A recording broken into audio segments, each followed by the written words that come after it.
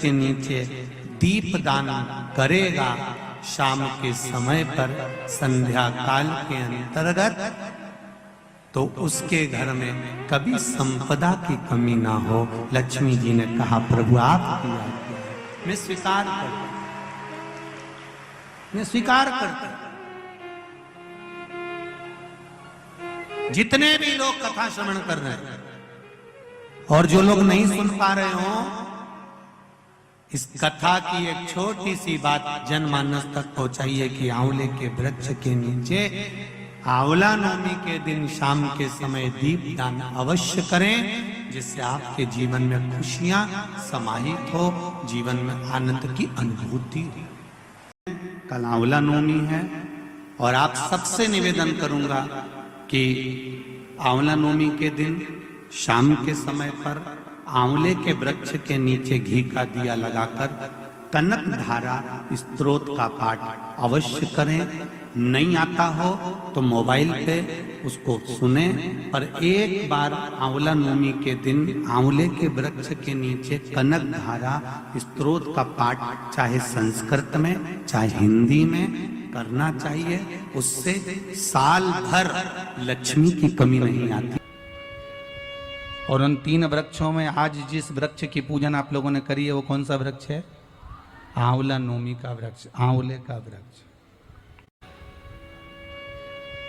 और उन 3 वृक्षों में आज जिस वृक्ष की पूजन आप लोगों ने करी है वो कौन सा वृक्ष है? आंवला नवमी का वृक्ष, आंवले का वृक्ष, आंवले का वृक्ष। कथा सुनी होगी आप लोगों ने आज आंवले वृक्ष की, पर आंवला नवमी पर एक चीज का स्मरण जरूर रखना कि आंवले के वृक्ष के नीचे भले जाओ, आंवले के वृक्ष की पूजन भले करो, पर शिव महापुराण की कथा कहती है कि आंवला नवमी का दिन हो चाहे कार्तिक महीने का पूरा मास हो, कार्तिक का महीना हो, पर आंवले के वृक्ष की पत्तियों को नहीं तोड़ना चाहिए।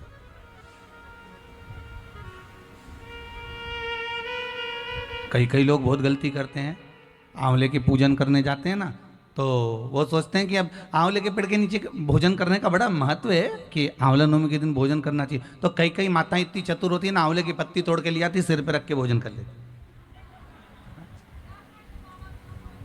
कर रहे थे क्या?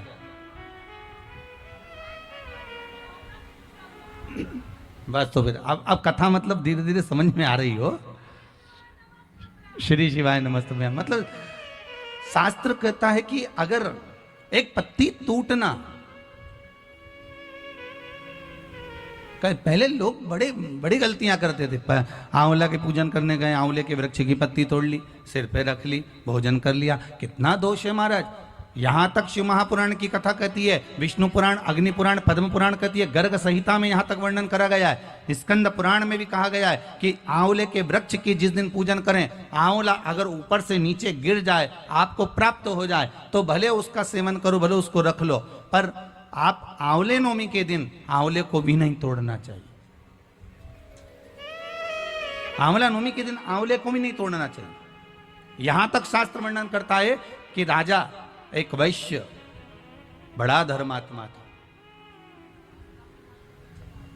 बड़ा धर्मात्मा। आप लोगों ने आज कथा सुनी होगी, कितना धर्मात्मा राजा। बस उसका एक नियम था, वो प्रतिदिन एक सोने के आंवले का दान देता था।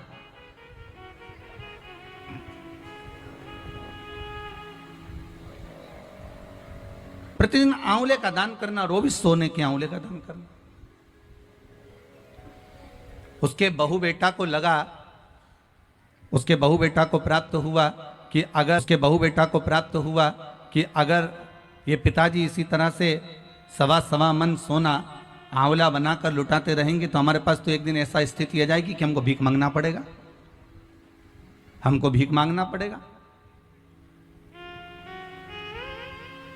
अच्छा, बहू बेटा को यह भान नहीं होता कि जिन माँ बाप ने जोड़ा है, अगर वो लुटा भी दें तो सत्ता तो उन्हीं की है ना, दौलत तो उन्हीं की है, पैसा तो उन्हीं का है। जितना जोड़ा वो माँ बाप ने जोड़ा, अगर वो लुटा भी दें तो ये उनकी मर्जी। पर बहुत कम माता पिता ऐसे होते हैं जो अपने ऊपर सही मायने में खर्च करते हो। बहुत ध्यान देना महाराज, जोड़ा जोड़ा जोड़ा जोड़ा, आखिरी में छोड़ा, इतना बड़ा फोटो टंगिया, फोटो नीचे तुम ऊपर, हो गया कल्याण। तो उससे ज्यादा और होगा क्या? क्या मतलब?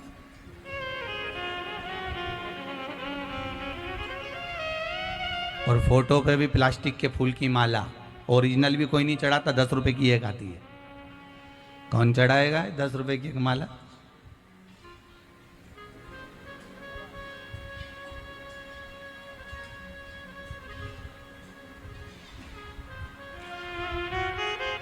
तीन 400 रुपये महीना का कौन खर्चा करेगा? एक बार में लिया है, गया जी गए तब माँ विष्णु चरण के पास में बहुत दुकान लगी थी, कहा ये माला उतार के देता साहब, तो के 60 रुपए की है, चलेगी, प्लास्टिक की है, हाँ प्लास्टिक की है, बस धो लो, दिवाली पे फिर टांग